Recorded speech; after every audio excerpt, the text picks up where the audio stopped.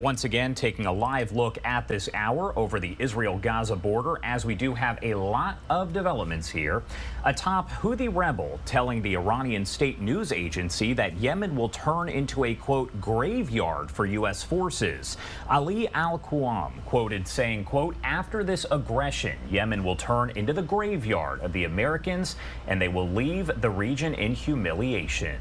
U.S. and British forces have launched 2 waves of airstrikes against Houthi-controlled sites, striking dozens of targets. And those strikes are in response to weeks of attacks by the Houthi rebels on commercial vessels in the Red Sea.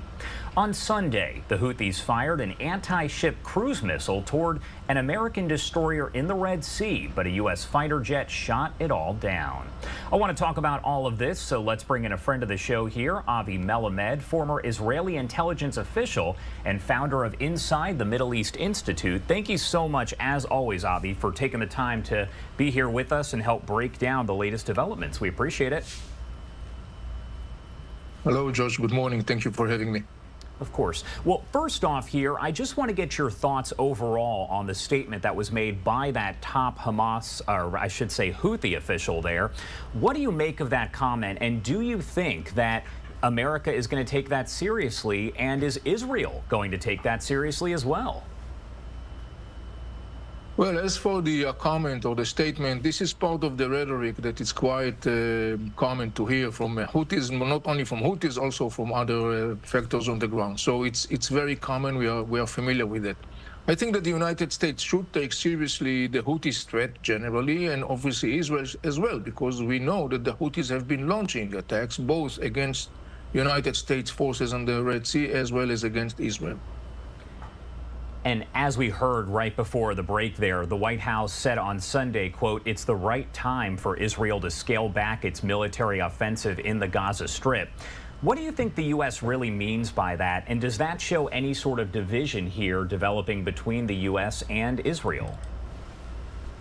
I don't think so necessarily. I think that what we see is actually the transportation or transforming, to the second phase of this war, where it was very clear from quite a long time now that Israel has to scale up to scale back the volume, sort of speaking, of the military campaign, and instead of that, basically what we're going to see is more and more precise, very pinpoint Israeli operations on the ground, particularly as we talked about the areas of Khan Yunis in the center part and southern part of Gaza Strip, where it is estimated that major Hamas leaders as well as the hostages are being kept.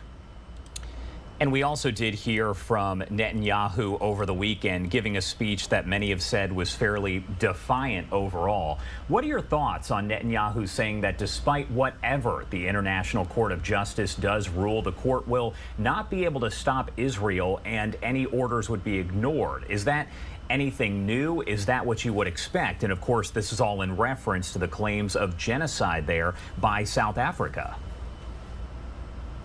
Well, I think Netanyahu is mostly here interacting with the Israeli public opinion. I think it's important to understand that right now Israeli public opinion is focused on 2 major issues. One is to bring back the hostages, and the other thing is to topple down Hamas rule in Gaza Strip. There is a consensus wall-to-wall within Israel regarding that. In addition to that, I think that Netanyahu actually also dialogues or conducts some sort of like a discussion with the whole story about allegedly Israel is committing a genocide in the Gaza Strip. But in the end of the day, I think it's mostly about the inner situation, the inner, I would say, mood of the Israeli public opinion and Israeli public realm vis-a-vis that issue of the war with Hamas. We know that Hezbollah has launched some rockets, some missiles there over at northern Israel, and one of them actually hitting a home, killing 2 people, a mother and son, just yesterday. A lot of people are under the impression that the Iron Dome can intercept all of these rockets, missiles that are being fired toward Israel. And I guess this is kind of a reminder that that is not the case. Not all of those rockets are intercepted. That is correct. In that specific incident, we are talking about actually an anti-tank missiles that was launched from quite distance. These are distances of like 5 or 6 miles distance. and that's the specific missiles that hit the house. The Iron Dome is not designed to deal with such kind of missiles. The Iron Dome is designed to deal with rockets, which is a different kind of weapon. And so you're right, the Iron Dome does not provide 100% proof seal for all kind of military challenges. The New York Times reporting that the CIA has a task force that is now looking into the whereabouts of Hamas leaders, the hostages, all of that.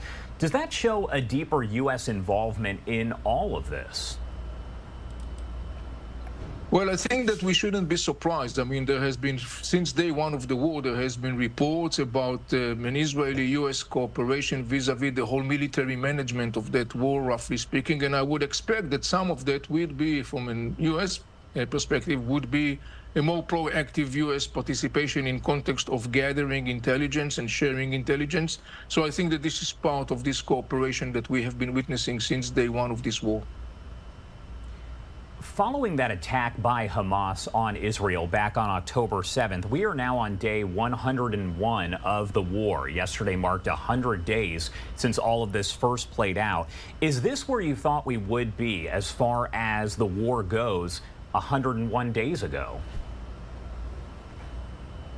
Yes, actually I did. I mean, in my very early interviews since day one of this whole war, I was saying very clearly this is going to be a long and brutal war. It's very clear more and more that the days goes by that indeed this is the case. One of other things that I was referring to since day one, referring to the issue of the hostages, my observation was that I think that the Israeli government will deal with the issue of the hostages, releasing of the hostages as if there is no war. And at the same time, Israel will fight that war as if there are no hostages. And I think that today, 100 days into this whole war, we still see that this observation is very valid. I think that to a large extent, those two components are going to be with us for a long period of time ahead. I want to talk a little bit about the capabilities of some of these groups, because we have Hamas, Hezbollah, the Houthis. How do they all compare as far as their strength, their capabilities here, when you compare Hamas to Hezbollah and then over to the Houthis as well? Well, we are looking at those different groups that the common denominator is the fact that they are being massively armed and financed by the Iranians. So they have the latest weapons and ammunitions the Iranians can provide them with. We saw that in Yemen, we saw that in Iraq, we saw that in Syria, we saw that with the Hezbollah, and we see that with Hamas and Islamic Jihad in Gaza Strip.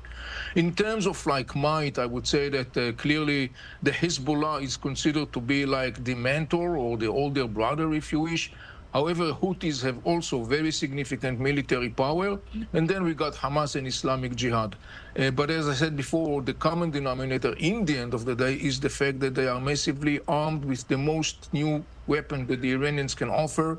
And we know that this is quite significant capacities. All right. Avi Melamed, as always, thank you so much for taking the time to join us and break down the latest. Anything else you want to add here before I let you go?